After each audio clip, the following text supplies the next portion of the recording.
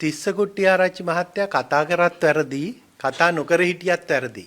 ශ්‍රී ලංකා පොදු ජන පෙරමුණ තමයි මේ රටේ නායකයෝ හැටියට අවංකව තමන්ගේ අදහස් ප්‍රකාශ කරේ. ඉතින් මේ විවිධ ආකාරයේ සංවිධාන හැදෙනවා, සංවිධාන හැදෙනවා. ඉතින් මං හිතන්නේ අවශ්‍ය අවස්ථාවේදී වුණොත් අපි සමග එකතු වෙයි කියන විශ්වාසය අපිට තියෙනවා. දැන් විනිසුරුවන්ගේ කාලේ විතරක් නෙවෙයි රාජ්‍ය සේවක ගොඩක් කට්ටිය ඉල්ලු කරනවා දේවා මේ කාලේ දික් කරන්න කියලා. මේ ඔබතුමාලා කියන්නේ විනිසුරුකරුවන්ගේ කාලේ දික් කරගන්න හදන්නේ දේශපාලන අරමුණකින් කියලාද? 20යි 29 අනිවාර්යෙන් ශ්‍රී ලංකා පොදු ජන පෙරමුණේ අපේක්ෂකෙක් ඉදිරිපත් වෙනවා. මේ ඉදිරිපත් වන අපේක්ෂකයා නාමල් රාජපක්ෂ. නාමල් රාජපක්ෂ මැතිතුමා ශ්‍රී ලංකාවේ ජනාධිපතිවරයා හැටියට ඔහුගේ කැබිනට් මණ්ඩලයක් යටතේ ක්‍රියාත්මක කරන්න අවශ්‍ය සියලුම සැලසුම් සකස් කරමින් තියෙනවා. ඒ වගේම මේ විනිශ්චයකාරවරුන්ගේ විශ්‍රාම වයස වැඩි කිරීම සම්බන්ධයෙන් කතා බහක් ඇති වෙලා තියෙනවා. දැන් දේශපාලකයෝගේ විශ්‍රාම යන වයසක් නැහැනේ. දේශපාලකයෝ වයසට යනකම්ම දිගටම දේශපාලනයේ නිරත වෙනවා.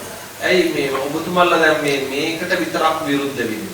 ඔබතුමා අහපු ප්‍රශ්නෙට මම ස්තුතිවන්ත වෙනවා. මොකද විනිසුරුවරුන් ඔවුන්ගේ විනිසුරු ජීවිතය තුළ කුමන වරදක් සිදු කළත්, වැරදි නඩු තීන්දුවක් දුන්නත්, මොනවා කරත් ඔවුන්ට තමන්ගේ විශ්‍රාම වයස තෙක් කටයුතු කරන්න පුළුවන්.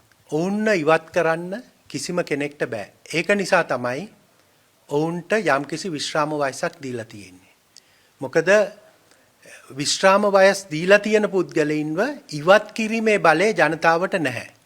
නමුත් දේශපාලනඥයන් කියන කොට්ටාසය ඔවුන් නිසියාකාරයෙන් කටයුතු කරන්නේ නැත්නම් වසර 5කට වරක් ඔවුන්ව ඉවත් කළා, ඔවුන්ව පැත්තකට දමලා අලුත් පිරිසක් පත් කර ගැනීමේ අයිතිය රටේ ජනතාවට තියෙනවා. ඒක තමයි ප්‍රජාතන්ත්‍රවාදය. හැබැයි විනිසුරුවරුන් සම්බන්ධයෙන් එහෙම නැහැ. විනිසුරුවරුන් සම්බන්ධයෙන් තියෙන්නේ විනිසුරුවරයෙක් පත් කරාම නිශ්චිත විශ්‍රාම වයසක් දීලා තියෙන්නේ. ඒකයි මේ කාලේ ඔබට සේවය කරන්න පුළුවන්. ඒ කාලය තුල ඔබ අවංකව සේවය කරන්න. මෙන්න මෙදාට ඔබගේ වයස සපිරුණාම ඔබගේ සේවය අවසන් කළ යුතුයි. එය ඕනෑම විනිශ්චයකාරවරයෙක් එහෙම නැත්නම් රජයේ සේවකයෙක් Taman සේවයට බැඳෙන අවස්ථාවේම දන්න කාරණයක්. එතකොට ඒ අතර කාලය තුල විශේෂයෙන්ම විනිශ්චයකාරවරයෙක් වැරදි නඩු තීන්දුවක් දුන්නොත් ඒ සම්බන්ධයෙන් ඒ විනිශ්චයකාරවරයාට එරෙහිව පුද්ගලිකව කටයුතු කරන්න රටේ ජනතාවට අයිතියක් නැහැ. නමුත් දේශපාලනඥයන් කෙරෙහි ඒ අයිතිය ජනතාවට 100%ක් තියෙනවා. සියලුම දේශපාලනඥයින් නිශ්චිත කාල සීමාවක් තුළ ජනතාව ඉදිරියට ගිහිල්ලා ඉල්ලීමක් කරන්න ඕනේ. මේ මම මෙතෙක් කල මෙන්න මේ ආකාරයට හොඳින් වැඩ කටයුතු කරා, මට තව ඉදිරියට කාලයක් දෙන්න කියලා. නමුත් ඔහු ඒ ආකාරයට හොඳින් කටයුතු කළා නොතිබුණොත් ඔහු ඉවත් කිරීමේ බලය සම්පූර්ණයෙන්ම ජනතාව සතු වෙනවා. නමුත් විනිශ්චයකාරවරුන් සම්බන්ධයෙන් ජනතාවට එවැනි වූ බලයක් නැහැ. ඒක නිසා තමයි හැම විටම විනිශ්චයකාරවරුන්ට නිශ්චිත වයසක් දෙන්නේ විශ්‍රාම යන්න. හැබැයි මේ අවස්ථාවේදී මම මේක ඊටාම වගකීමෙන් කියනවා. මේ අවස්ථාවේදී ආණ්ඩුව මේ උත්සාහ කරන්නේ විනිශ්චයකාරවරුන්ගේ විශ්‍රාම වයස දීර්ඝ කිරීමට වැඩිය තමන්ට අවශ්‍ය කරන, තමන්ට ඕන විදිහට නඩු තීන්දුව ලියා ගන්න පුළුවන් කියලා හිතෙන විනිශ්චයකාරවරුන් කීප දෙනෙකුගේ කාලය දීර්ඝ කර ගැනීම සඳහා. ඒක නිසා අපි ආණ්ඩුවට කියනවා, ආණ්ඩුව අවංක නම්, ආණ්ඩුව මේ විශ්‍රාම වයස දීර්ඝ කරන්නේ අවංකවම විනිසුරුවරුන්ගේ විශ්‍රාම වයස දීර්ඝ කිරීම සඳහා නම් වත්මන් අගවිනිසුරු සූරසේන මහතා විශ්‍රාම ගියාට පස්සේ මේ අවුරුද්ද අන්තිමේ විශ්‍රාම යනවා. තව මාස කිහිපයයි තියෙන්නේ. තව මාස 4යි නැත්නම් 5යි. ඒ කාලයෙන් පස්සේ ආණ්ඩුව අවංක නම් මේ විශ්‍රාම වයස දීර්ඝ කිරීම කරන්න. නමුත් ආණ්ඩුව එහෙම කරන්නේ නැහැ. ආණ්ඩුවට අවශ්‍යයි වත්මන් අගවිනිසුරුවරයාගේ කාල සීමාව දීර්ඝ කරන්න. මොකද ආණ්ඩුව හිතනවා එහෙම දීර්ඝ කරොත් ඔවුන්ට ඕන විදිහට නඩු තීන්දුව ලියවා ගන්න පුළුවන් වෙයි කියලා. ඒක නිසා මේ ආණ්ඩුව කරන්නේ සම්පූර්ණ නීති විරෝධී, අවංක නැති, ප්‍රජාතන්ත්‍රවාදයට මරු පහරක් වන ක්‍රියාවලියක් කියන එක මේ රටේ ජනතාවට අපි ඊටාම අවධාරණයෙන් ප්‍රකාශ කර සිටිනවා. ගිය කාලේ ශ්‍රී ලංකා පොදු ජන පෙරමුණේ දක්ෂ කතිකයෙක් වෙච්ච තිස්ස කුට්ටිආරච්චි අපේ හිටපු മന്ത്രിතුමා දැන් වැඩි පේන්නේ නැහැ කියලා පොඩි කතා බහක් ඇති වෙලා තියෙනවා. ඇත්තටම මොකද එතුමා පිටුවීමක්වත් ඇති වෙලාද? තිස්ස කුට්ටිආරච්චි මහත්තයා කතා කරත් වැරදි, කතා නොකර හිටියත් වැරදි. එතුමාගේ දේශපාලන කටයුතු කරනවා. එතුමා අවශ්‍ය තැනදී අවශ්‍ය විදිහට එතුමාගේ කටයුතු සිදු කරයි කියලා අපි විශ්වාස කරනවා. මා දන්න තරමින් නම් එහෙම කිසිම සිත් රිදීමක් හෝ අවුලක් නැහැ. ඒ වගේම මේ GLP රිස් මහත්මයාලා ප්‍රමුඛ එක කණ්ඩායමක් විවිධ වෙනම සම්දානයක් නිර්මාණය කරනවා. දැන් ඒ වගේම තවත් දේශපාලන පක්ෂ තැන සංවිධාන බලවේගයේ කොටස් වෙන්න පුළුවන් තවත් තැන්වල මේ සම්දාන නිර්මාණය කරනවා. දැන් දෙක පහුගිය දවසේ දෙමළ භාෂාව කතා කරන මේ මන්ත්‍රීවරු කණ්ඩායමක් ඇතුළු දේශපාලන පක්ෂ කීපයක් ගිහිල්ලා එකට එකතු වෙලා යම් සම්දානයක් ගොඩනගා ගන්නවා කියලා. දැන් මේ මොකද්ද ඔබතුමාලා කොහෙද ඉන්නේ? ශ්‍රී ලංකා පොදු ජන පෙරමුණ ඉන්නේ මොන තැනද?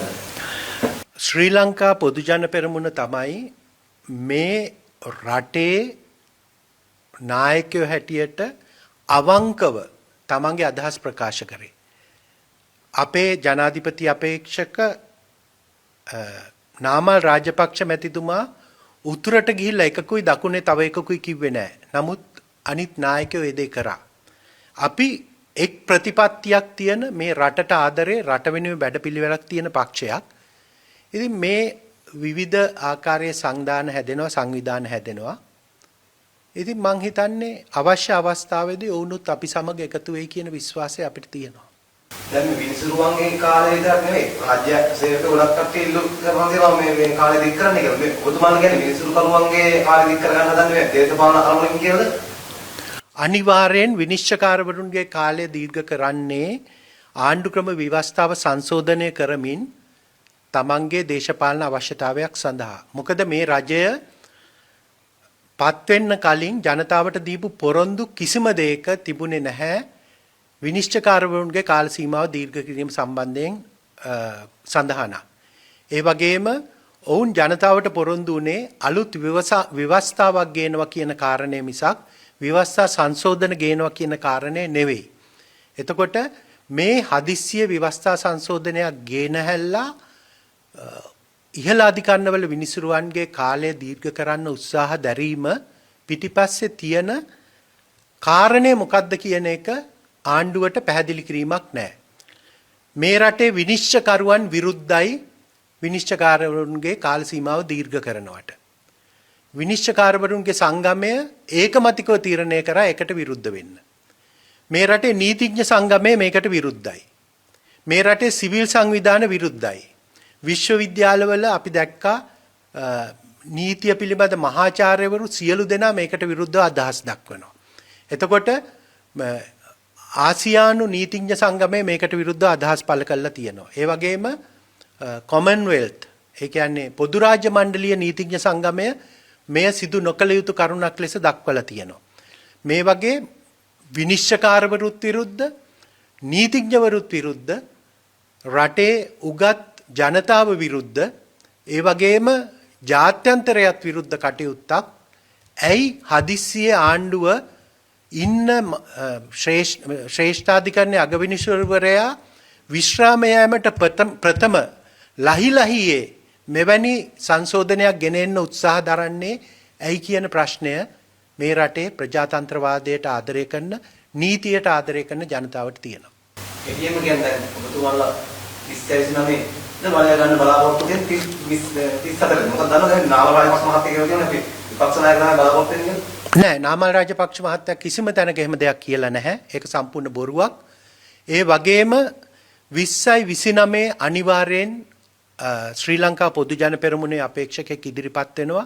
ඒ ඉදිරිපත් වන අපේක්ෂකයා නාමල් රාජපක්ෂ 20යි 29 මේ රට බාර අරගෙන මේ රටේ ඉදිරි ගමන් මාර්ගය ආර්ථික ක්‍රියාමාර්ගය ඒ වගේම සමාජමය වෙනස්කම් ඒ සියලු දේ සඳහා අවශ්‍ය ඒ මූලික සැලසුම් අපි මේ වෙනකොට සකස් කරමින් සිටිනවා. ඒ වගේම මේ වත්මන් ආණ්ඩුව වගේ මේ කිසිම සැලසුමක් නැතුව නෙමෙයි අපි ඒ සම්බන්ධයෙන් 20යි 29 සිට ඉදිරියට රටට අවශ්‍ය සියලු සැලසුම් මේ වෙනකොට නාමල් රාජපක්ෂ මැතිතුමා ශ්‍රී ලංකාවේ ජනාධිපතිවරයා හැටියට ඔහුගේ කැබිනට් මණ්ඩලයක් යටතේ ක්‍රියාත්මක කරන්න අවශ්‍ය සියලුම සැලසුම් සකස් කරමින් තියෙනවා.